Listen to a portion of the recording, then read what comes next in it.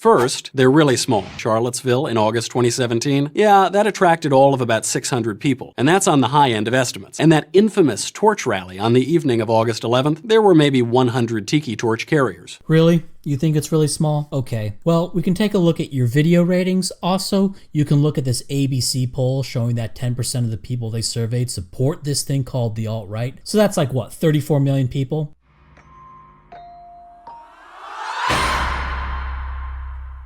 So a guy who works for Dennis Prager, I know, like that's the punchline right there. Anyway, a guy who works for Dennis Prager makes a video about the alt-right. Oh, this is going to be wonderful. So let's just get right in. So, in the alt-right's view, the moral ideals of the American founders, like all men are created equal, are naive and misguided. What an annoying and tedious thing to respond to. The phrase, all men are created equal, like whatever. Maybe that means under the law, but who cares? Obviously, they don't mean all men are created equally tall or equally intelligent or strong. So it clearly means something very contextual. It's not part of the formal legal document, it's part of the preamble. So let's just skip this whole song and dance and get into what this is really about. The very first Immigration Act in the US was that citizens must be white men of good character. And yes, this included Irish and Italians.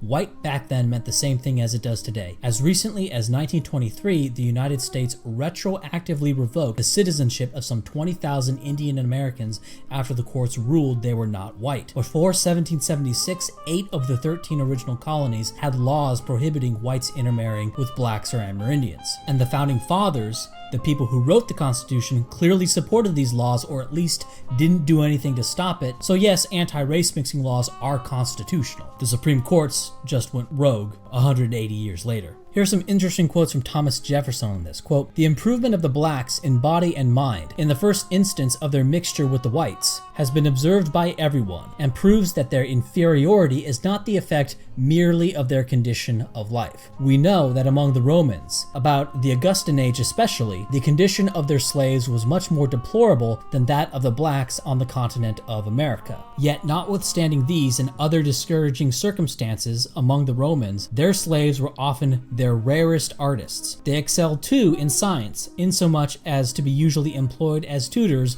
to their masters' children. Epictetus, Terence, and Phaedrus were slaves, but they were of the race of whites. It is not their condition then, but nature, which has produced the distinction. Among the Romans, emancipation required but one effort. The slave, when made free, might mix with without staining the blood of his master. But with us, a second is necessary, unknown to history. When freed, he is to be removed beyond the reach of mixture." And there's more than just Jefferson. I'll plug my own video, Conceived in White Nationalism, showing that white nationalism was the norm for most of the United States' history, and the recent trouble stems from the deviation from white nationalism that occurred in the 1960s. Of course, it wasn't called white nationalism, it wasn't called anything, it wasn't the product of some culture or conditioning, it's just how people felt, thought, and acted.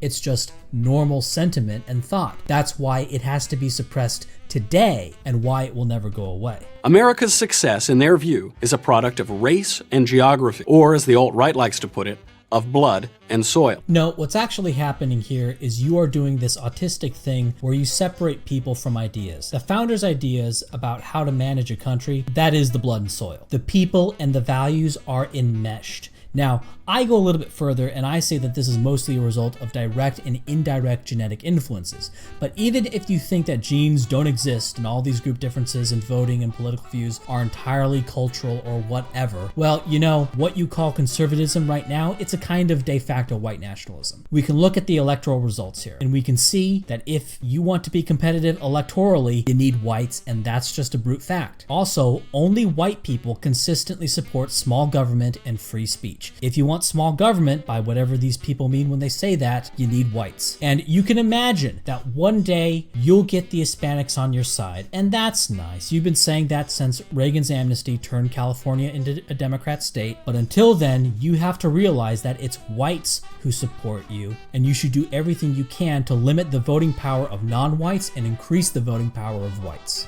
Let me try to untangle this. Both the left and the alt-right are obsessed with race and identity politics.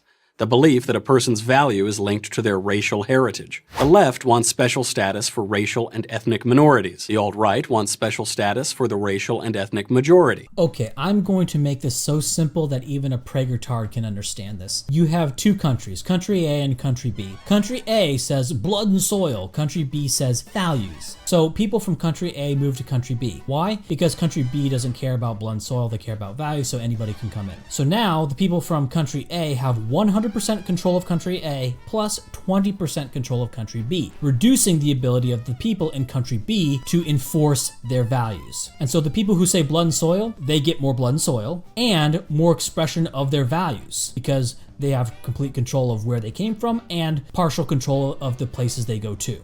When they move to country B, they are not persuaded. As we see with the Hispanics and the Asians, they are not persuaded to adopt the values of the white population in the United States. This simplistic diagram does accurately reflect what has actually happened with Asian and Hispanic immigrants in the United States. And you say special status, whatever. For whites, it's about wanting independence and self-determination. What you call the left wants is to attach brown leeches on a white civilization. To equate the two is very silly, and it's actually just this kind of cringy middleman bullshit. They are not analogous at all. China is for the Chinese, blood and soil. And you clowns say, hey, let's not have blood and soil. Let's have open borders because ideas are all that matters. And so now a Chinaman has access to both China and the United States, and white Americans only have access to the United States, which is increasingly being dominated by the other groups coming in. Look, it's okay to have your principles, but when the things you do for your principles aren't being reciprocated by others, you're not actually living by your principles. You're just being taken advantage of, and worse yet, you're demanding that others, that people like me, that people who are aware of the situation, be taken advantage of along with you. In practice, you're not actually against blood and soil in some general sense. You're only against blood and soil for white people. That's the result of what you're actually doing. My God, I shall cherish this forever. I say, Opie, I'll trade you this baseball for your souvenir bat. Sure. What did you learn? Since America, according to the alt-right, was founded by white Europeans and was built by white Europeans, it should belong to white Europeans. Yeah, not according to, was. The United States was built by white ingenuity and white labor. Black labor was mostly in the backwater South, and they picked cotton and made a few white people there very rich for a short period of time, and whatever trinkets of wealth trickled from the plantations to industry, that was more than offset by the cost of the Civil War. That brings us to the most glaring similarity between the alt-right and the left: their disdain for the individual. The constant focus of both the left and the alt-right on group identity means that they downplay the value of the individual.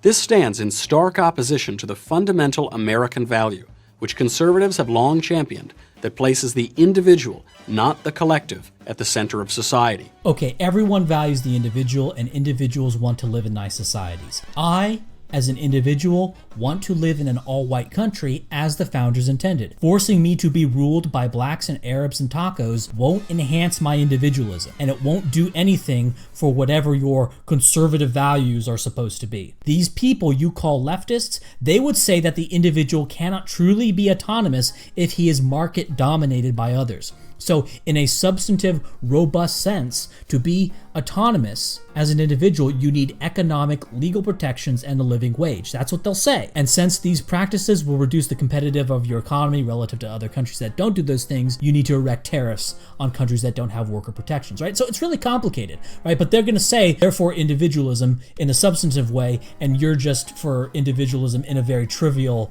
way that doesn't actually reflect reality. That's what they'll say. It's complicated. Everyone says they're for individualism, and there's a big argument as to what that really means and how to apply it. So it's complicated. You're not the only one who says he's for individualism. Everyone argues what individualism really means in practice. Okay, it's complicated, right? It's these you don't own these buzz phrases.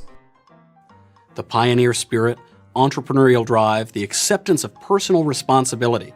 These are uniquely American ideas, uniquely conservative ideas, but they mean little, if anything, to the alternatives to conservatism, the left and the alt-right. Literally everyone supports these words. There is debate on what these words really mean, what constitutes responsibility, etc. Like, it's more complicated than this. These are just platitudes. These don't mean anything when you say them. Everyone likes the word freedom. And leftists will say that you are anti-freedom. I'll say that you're anti-freedom because all you really want, or at least the results of all that you really want, if enacted, is just going to turn more states into California, right? It's just going to be me being told what to do by a bunch of brown people and cat ladies. Okay, that's the actual result of your policies and your political strategies enacted. That has been the result of your policies and strategies enacted. So in effect, I view you as anti-freedom, whatever your intentions may be. So saying all these happy words, right, it doesn't mean anything. Everyone says they're for responsibility. Everyone says they're for freedom. Everyone says they're for the individual, okay? They don't mean anything.